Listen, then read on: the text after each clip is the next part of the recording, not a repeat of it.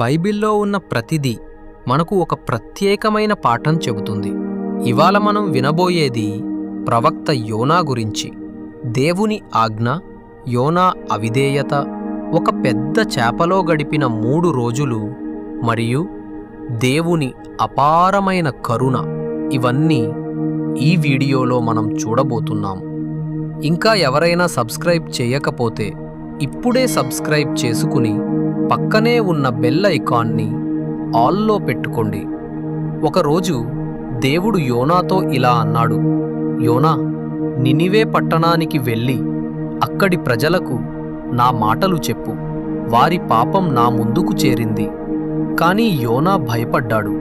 నినివే ప్రజలు దుష్టులు, క్రూరులు. వాళ్లను దేవుడు కాపాడాలనుకుంటున్నాడా? యోనాకు నచ్చలేదు. అందుకే ఆయన దేవుని మాట వినకుండా పారిపోవాలని నిర్ణయించుకున్నాడు. యోనా తర్షీష్ అనే దూర ప్రాంతానికి వెళ్ళే ఓ నౌకలో ఎక్కాడు. కాని ఆ ప్రయాణంలో ఒక్కసారిగా పెద్ద తుఫాన్ వచ్చింది. అలలు ఎగిసి పడుతున్నాయి. నౌక విరిగిపోతుందేమోనని నావికులు భయపడ్డారు. వాళ్ళు తమ తమ దేవుళ్లను ప్రార్థించారు. తరువాత యోనాను లేపి అడిగారు, నువ్వెవరు? ఈ తుఫాన్ ఎవరి కారణం? అప్పుడు యోనా అన్నాడు, నేను ఇశ్రాయేలు దేవుడైన యెహోవా నుండి పారిపోతున్నాను. ఈ తుఫాన్ నా కారణం. నన్ను సముద్రంలో పడేయండి. అప్పుడు సముద్రం శాంతిస్తుంది. మొదట నావికులు వెనుకాడారు. కాని చివరికి యోనాను సముద్రంలో పడేశారు. ఆ క్షణంలోనే తుఫాన్ ఆగిపోయింది. సముద్రం ప్రశాంతమైంది. ఆశ్చర్యపోయిన నావికులు యెహోవా దేవుణ్ణి భయపడి ఆయనకు బలులు అర్పించారు. కాని యోనాను దేవుడు మరణానికి వదిలిపెట్టలేదు. ఒక పెద్ద చేపను సిద్ధం చేశాడు. ఆ చేప యోనాను మింగేసింది. యోనా 3 రోజులు 3 రాత్రులు ఆ చేప కడుపులో గడిపాడు.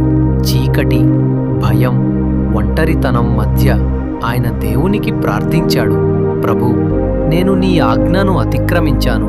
నువ్వు కరుణ చూపించి నన్ను కాపాడావు. ఇకపై నీ చిత్తమే నేను చేస్తాను. దేవుడు ఆయన ప్రార్థన విన్నారు. ఆ చేప యోనాను భూమిపై వాంతి చేసింది. ఈసారి యోనా దేవుని మాట వినక తప్పలేదు. ఆయన నినివే పట్టణానికి వెళ్ళాడు. బలంగా ఇలా ప్రకటించాడు, ఇంకా 40 రోజులు గడిస్తే నినివే నాశనమవుతుంది. ఆ మాట విని నినివే ప్రజలు భయపడ్డారు. రాజు నుంచి సామాన్యుల వరకు అందరూ ఉపవాసం చేసి ప్రార్థించారు. జంతువులకు ఆహారం పెట్టలేదు. ప్రజలంతా దేవుని కరుణ కోసం మొరపెట్టుకున్నారు. వారి మనసు చూసి దేవుడు నినివెను నాశనం చెయ్యలేదు. ప్రజలు పశ్చాత్తాపం చూపినందుకు ఆయన వారిని క్షమించాడు. కాని యోనాకు కోపం వచ్చింది. ఆయన దేవునితో అన్నాడు, ప్రభూ, అందుకే నేను పారిపోయాను. నీవు కరుణామయుడివని నాకు తెలుసు. ఈ పాపిష్టులను కూడా క్షమించావు. అప్పుడు యోనా పట్టణం బయట కూర్చుని కోపంగా ఉన్నాడు. ఆ సమయంలో దేవుడు ఒక మొక్కను పెంచాడు.